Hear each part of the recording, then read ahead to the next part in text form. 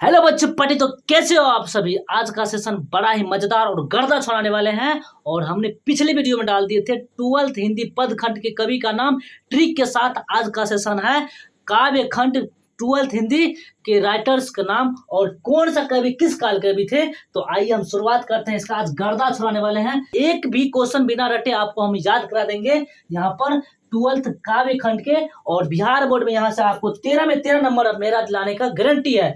चलिए अब हम बात करते सबसे पहले कि करबक। देखिए एक बात बताते हैं कि वीडियो बड़ा नहीं, वीडियो मजेदार होना चाहिए, उसमें कुछ इंपॉर्टेंट चीजें होना चाहिए। तो ये आपको ना बिल्कुल एक एक शब्द में हम आपको याद करने के लिए बस सिखा देंगे। और मेरा नाम भी है ट्रिक वाले बाबा और बाबा ने हवा है। चलिए शुरुआत करते हैं। क्या बोले कि करबक के कवि कौन है? मलिक मोहम्मद जैसी। याद नहीं हुआ होगा क्योंकि आप ट्रिक वाले बाबा से पढ़े हैं। देखिए अब यहाँ पर क्या है करबक। अब देखिए यहाँ पर ट्रिक बना रहे हैं, आप ध्यान से सुनिएगा। क्या बोले करबक के कवि कौन है? मलिक मोहम्मद जैसी जी। देखिए अब इसको कैसे याद रखेंगे दोस्तों कि इसको याद रखने का ट्रिक दिया है कि इसको रिलेट कर दीजिए करबक को बक बक में। किसमें रिलेट करना दोस्तों? बक बक में। किसमें रिलेट करना? बक बक। अब बोलिए बक बक में क्यों रिलेट कर दीजिए यहाँ पर समझिए। अब यहाँ पर लीजिए मालिक सॉरी मल्लिक। मल्लिक को किसमें रिलेट करना? मालिक में। मालिक को किसमें रिलेट करना? मालिक में। देखिए ट्रिक है, ट्रिक वाले बाबा का ट्रिक है। कौन सा ट्रिक है? तो करबक के कवि कौन है? मलिक मोहम्मद जैसी जी। इसको कैसे याद रखना है? बक बक। करबक को किसमें रिलेट कर? बक बक में। और इसको यहाँ पर रिलेट कर दिए किसमें? मालिक को मल्लिक, मलिक को मालिक में। तो यहाँ पर बात कीजिए, जब आप लेबर मजदूर हो या आपके मम्मी पापा कोई भी हो, जब मजदूर काम करने के लिए आता है तो मालिक क्या करता है? जब मजदूर से कोई भी काम गलती हो जाता है तो मालिक क्या करता है? बक बक करता है। यहाँ पे देखिए मालिक क्या करता है? बक बक करता है ना। तो यहाँ पर तो करबक के कवि कौन है? मालिक मोहम्मद जैसी जी। फिर से ये पर रिलेट कीजिए कि बक बक के कवि कौन है? मालिक। बक बक कौन करता है? मालिक। तो मालिक के कवि कौन होगी? यानी कि बक बक कौन करता है? मालिक। तो यहाँ पर करबक के कवि कौन होगी? मलिक मोहम्मद जैसी जी। अब यहाँ पर समझिए किस काल कवि थे? ये थे भक्ति काल कवि। किस काल कवि दोस्तों? तो यहाँ पर भक्ति काल कैसे रखेंगे आप लोग याद कीजिए। आप लोग याद कीजिए कि हम लोग किससे दुआ मांगते हैं? मालिक से ना। कोई भी चीज होता है तो हम लोग किससे दुआ मांगते हैं? मालिक से। किससे? देखिए तो यहाँ पर हम लोग किसकी भक्ति करते हैं? मालिक की। तो मालिक क्या होता है? यहाँ पर करबक के कौन हो गए? मलिक मोहम्मद जैसी। किस काल कवि? भक्ति काल कवि। ट्रिक वाले बाबा और बाबा ने हवा। ये देखिए एक एक पॉइंट्स मैं आपको एक एक दिमाग में बैठा दूंगा आपको। चलिए और यहाँ पर आते हैं नेक्स्ट हमारा पद खंड। यानी कि पद के कवि कौन है? सूरदास। ये भी याद नहीं हुआ होगा क्योंकि आप ट्रिक वाले बाबा से पढ़ रहे हैं ना। देखिए ट्रिक वाले तो पद के कवि कौन है? पद के कवि कौन है? सूरदास। एक एक डिफाइंड मैं आपको क्लियर करने वाला हूँ। आपको घबराने की कोई जरूरत नहीं है। मेरा जिम्मेदारी है कि आपको 13 में 13 नंबर कैसे दिलाए। और यहाँ से आपको 13 नंबर पूछते लिए तो पद कविता कवि कौन है? सूरदास। देखिए सूरदास कैसे रखेंगे? तो पद मान लीजिए कि आपके मम्मी पापा जो भी हो किसी जॉब में हो, अगर वो जॉब में हो तो किसी न किसी पद में होगा, जैसे पी पुलिस डीएम जो भी हो ना उसमें पद में होगा। तो यहाँ पर इसको याद करने का ट्रिक क्या बना है कि मान लीजिए कि आपके मम्मी पापा जो भी पद में हो कोई दिक्कत नहीं है। यहाँ पर आपके दादा जब बूढ़े हो जाते हैं तो वह कौन सा पद में जाता है? बाबाजी वाला पद ना जी। कौन सा? बाबाजी वाला पद ना। आपके दादाजी जब बूढ़े हो जाते हैं तो किस पद में जाते हैं? बाबाजी वाला पद में। तो बाबाजी वाला पद में जो जगह है यहाँ पर, तो यहाँ पर समझिए तो सूरदास जब बाबा हो जाता है, बाबाजी जब हो जाता है तो उसको क्या बोलते हैं? दास ही ना बोलते हैं दोस्तों। यहाँ पर जब दास बोलते हैं किसको? बाबाजी को दास बोलते हैं। क्या बोलते हैं दोस्तों? क्या बोले? फिर से लेट कीजिए। जब आपके दादाजी बूढ़े हो जाते हैं तो उसको क्या बोलते हैं? बाबाजी। तो वो किस पद में जाते हैं? बाबाजी के पद में। तो उसको क्या बोलते हैं? दास। तो यहाँ पर सूरदास। कौन सा दास? जब यानी कि भगवान का जब भक्ति करना शुरू कर दे तो वो कौन सा हो जाएगा? दास। क्या कहलाएगा? दास। तो पद कविता कवि सूरदास। क्या बोले? कौन सा? क्या बाबाजी आपके दादाजी क्या करते हैं? भक्ति नहीं करते हैं। तो पद कविता कवि सूरदास किस काल कवि? भक्ति काल के कवि थे दोस्तों। यहाँ पर आइए नेक्स्ट बात करते हैं। एक एक दिमाग में आपको हम एक ही झटका में दिमाग में घुसा देंगे क्योंकि मेरा नाम है ट्रिक्स वाले बाबा। और यहाँ पर समझते हैं कि पद खंड। पद कविता कवि कौन है? तुलसीदास। अब यहाँ पर इसको भी वैसे याद कीजिए कि आपके दादा किसमें क्या बन गए? बाबाजी ना। तो बाबाजी जब बन चुके हैं तो बाबाजी बनने का क्या मकसद था? तो बाबाजी को मान लीजिए कि हमको दौल देना है, मतलब कि कुछ खिलाना है, दही चूड़ा जो भी हो ना उसको खिलाना है। तो बताइए बाबाजी बिना तुलसी के दौल के खाएगा? कहियो नहीं खाएगा। तो कहियो नहीं खाएगा। क्या बोले? कभी भी नहीं खाएगा ना। तो यहाँ पर तुलसी मतलब क्या, बिना तुलसी के पत्ता का नहीं खा सकने के लिए सकता है, क्या बोले तुलसी ना, तो पद कविता कवि कौन हो गए, तुलसीदास जी। तो तुलसीदास जब उसको बुलाएंगे तो वो क्या करेगा, पहले भक्ति का नाम लेगा, पहले भगवान का नाम लेगा। तो ये भी कौन सा कवि, ये भी भक्ति काल के कवि, कौन सा, तुलसीदास। फिर से एक बार रिलेट कर लीजिएगा, एक दो बार इसको दोहराइए, आपको याद हो जाएगा। जैसे पद कविता कवि तुलसीदास, पद कविता कवि सूरदास। कैसे दादाजी आपके बूढ़े हो गए, बाबाजी वाला ट्रिक्स याद कीजिए। अब याद करते हैं कि 4 नंबर में छप्पय, इसका भी एक आसान ट्रिक्स वाला है।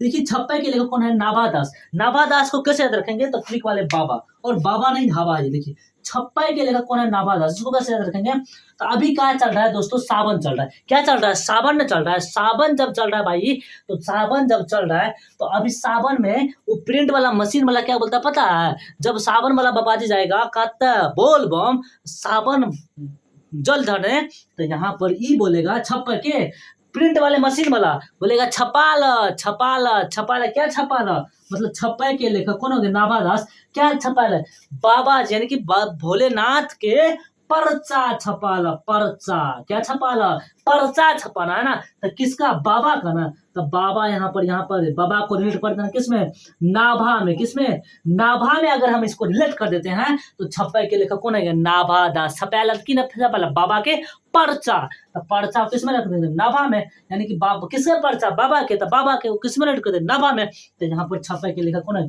नाभादास। कब, सावन के महीना में। किस काल कवि, भक्ति काल कवि, क्योंकि बाबा का क्या होता है, भक्ति होता है।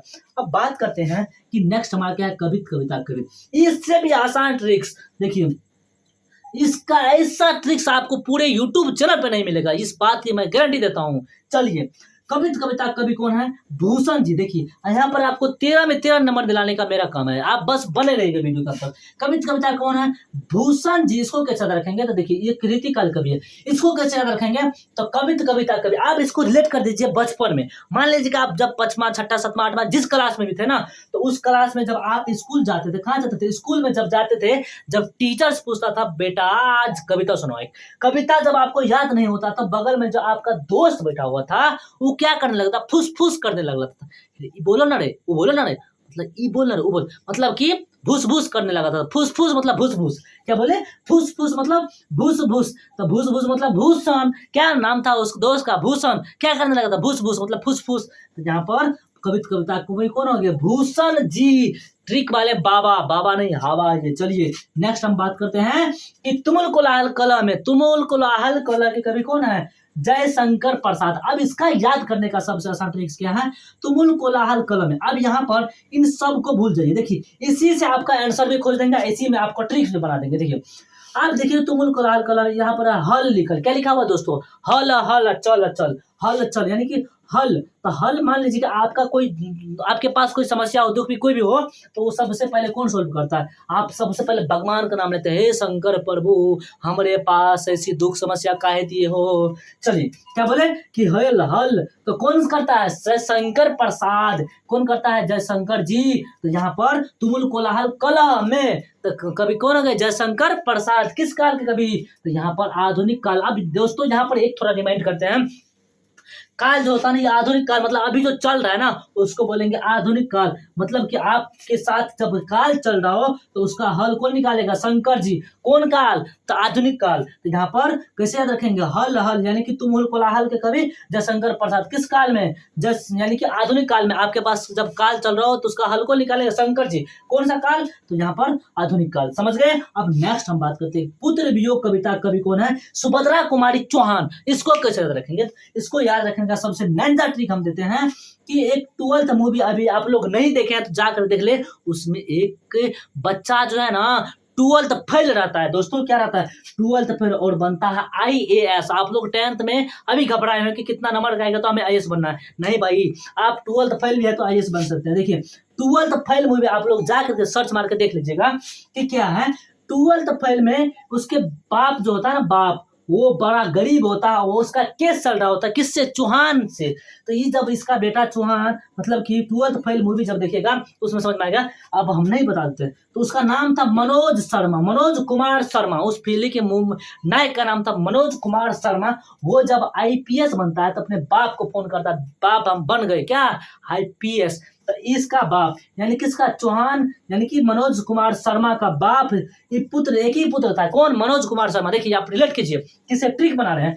पुत्र वियोग कविता कवि कौन होंगे, सुभद्रा कुमारी चौहान, एक ही पुत्र था, कौन, मनोज कुमार शर्मा। जब ये आईपीएस बनता है तो इसके पिताजी क्या बोलते हैं, हम जा रहे हैं मनोज चौहान से बोलने कि उसने एक आईपीएस के बाप से पंगा लिया। किससे पंगा लिया, वहां पर देखिए माँ बाप का खुशी क्या होता है, आपका भी अगर रिजल्ट अच्छा बनेगा यहाँ से तो आपका भी खुशी होगा, आपके माँ बाप भी खुशी होगा। क्या बोले कि पुत्र वियोग कविता कवि कौन हो गए, सुभद्रा कुमारी चौहान, एक ही पुत्र, क्या नाम थे, मनोज कुमार शर्मा।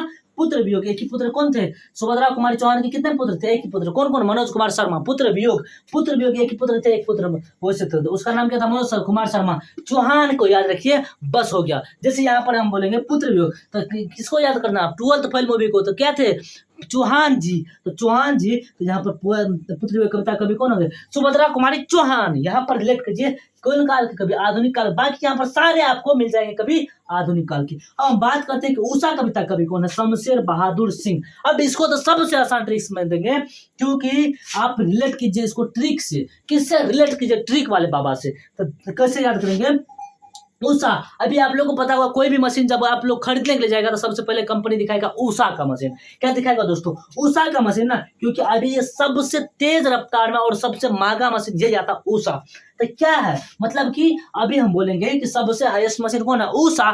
तो उषा मान लीजिए क्या है, शेर है, अपने आप में शेर है और क्या है, बहादुर भी है। तो सबसे बड़ा मशीन कौन, क्या, उषा। तो उषा को किस में रिलेट कर दीजिए, शेर में, और किस में, बहादुर में। तो शमशेर बहादुर सिंह में। ऐसे नहीं होता, तो ट्रिक वाले बाबा है तो 10 ट्रिक बना सकता है। देखिए इसको रिलेट करना है किससे, सिंह, मतलब कि जाति में भी देखिए सबसे ऊंच जाति का कौन सा होता है, सिंह। तो यहाँ पर सबसे बड़ा मशीन में भी सबसे बड़ा मशीन कौन है, उषा।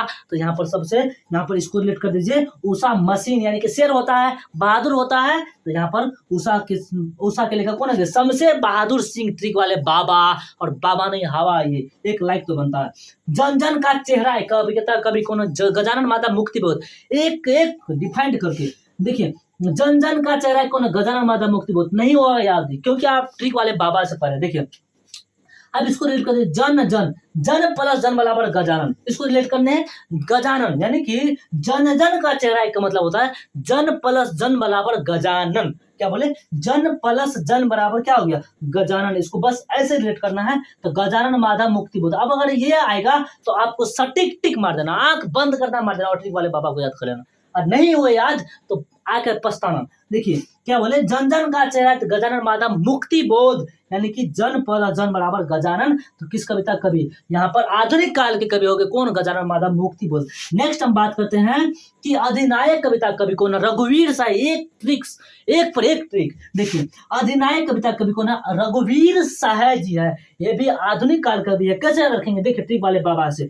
अधिनायक, अब देखिए कोई भी फिल्म आप देखते हैं 2 घंटा का, तो उसमें नायक कौन होता है, हीरो होता है। अब मान लीजिए कि किसी भी फिल्म में नायक कौन होता है, हीरो ही होता है, क्योंकि जब तक नायक नायिका नहीं रहेगी फिल्म नहीं बनेगा। जब तक गुंडा लड़की के साथ बदतमीजी नहीं करेगा तब तक हीरो आएगा नहीं। तो उसी प्रकार नायक कौन होता है दोस्तों, हीरो होता है ना।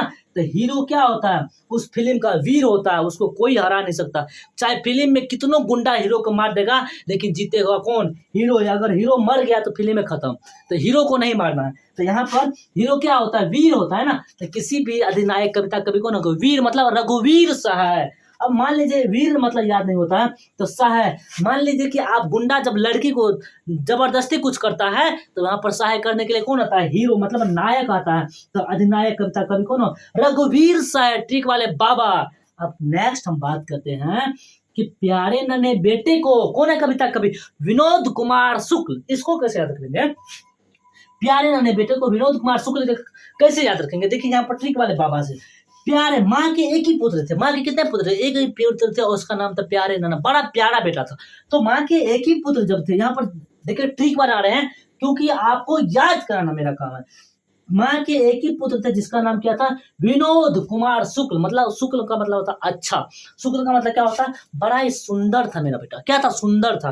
तो यहाँ पर हम बात करते हैं कि माँ के एक ही प्यारे बेटे थे, वो था विनोद कुमार शुक्ल। तो माँ के एक ही प्यारे नन्हे बेटे थे, उसका क्या नाम था, विनोद कुमार शुक्ल। बस, और इसका ट्रिक कुछ नहीं है, बस इसे याद करना। इसका कवि सब है, अधिनायक कविता कवि। अब बात करते हैं कि हार जीत कविता कवि कौन है, अशोक वाजपेयी। एक पर एक ट्रिक देखिए, ट्रिक वाले बाबा से पढ़ रहे हैं। तो हार के कवि कौन है? अशोक। अब मान लीजिए कि आप जब कोई भी गेंद खोल रहे हैं, कोई भी गेम खेल रहे हैं, तो उसमें जब हारेंगे आप, तो सबसे पहले जब हम मान लीजिए कि हार गए, तो सबसे पहले आप क्या मनाएंगे? शौकीन मनाएंगे। आपको गुस्सा थोड़ी होगा, आपको खुशी थोड़ी होगी, आपको शौक मनाना पड़ेगा। आपको दुख हो गया तो उसी को कहते हैं शौक, यानी कि अशोक। हार जब होगी तो क्या होगा? अशोक होगा। और जब जीत होगी तो यहाँ पर क्या होगा? आपका विजय होगा। क्या होगा? विजय होगा। दोस्तों यहाँ पर समझिए, हार होगी तो शोक होगी और जीत होगी तो विजय होगी। तो हार जीत के कवि कौन है? अशोक वाजपेयी जी। किस कविता कवि? अधिनायक कविता कवि। यहाँ पर ट्रिक वाले साथ। अब अधिनायक कविता कवि। अब बात करते हैं कि नेक्स्ट हमारा क्या है? गांव का घर, मतलब गांव के घर कविता कवि कौन है? ज्ञानेंद्र पति। नहीं याद हुआ क्योंकि आप ट्रिक से पढ़ रहे हैं। ट्रिक वाले बाबा का मानना है कि गांव का घर कविता कवि ज्ञानेंद्र पति। अब इसको रिलेट कर दीजिए गांव में। तो गांव में देखिएगा सबसे ज्ञानी ज्ञानी बाबा बैठे रहते हैं, नहीं कुछ काम रहता तो फालतू का। राबड़ी देवी को ऐसे देश चलाना चाहिए, मुख्यमंत्री को ऐसे देश चलाना चाहिए, वो कुछ नहीं कर सकता है, बस वो अपना लेक्चर देगा। गांव के घर कविता कवि कौन है? ज्ञानेंद्र पति। गांव में ही आपको ज्ञानी बाबा खूब मिल जाएंगे। पति भी उसी को बोलते हैं ज्ञानेंद्र पति, मतलब कि आपको गांव घर में ही ज्ञानी बाबा मिल जाएंगे, ज्ञान देने वाले बहुत लोग मिल जाएंगे। इससे फालतू का वो किसी काम का नहीं है। तो यहाँ पर ज्ञानेंद्र पति, गांव के घर कविता कवि क्या है? ज्ञानेंद्र पति। यहाँ पर ट्रिक वाले बाबा के साथ किस काल के कवि? आधुनायक कविता कवि, गांव घर कविता कवि ज्ञानेंद्र पति। तो हम ये था आज का मेरा सेशन, गर्दा छूट गया है तो बाबा के लिए एक लाइक और शेयर सब्सक्राइब कीजिएगा। मिलते हैं नेक्स्ट वीडियो के साथ। जय हिंद, जय भारत।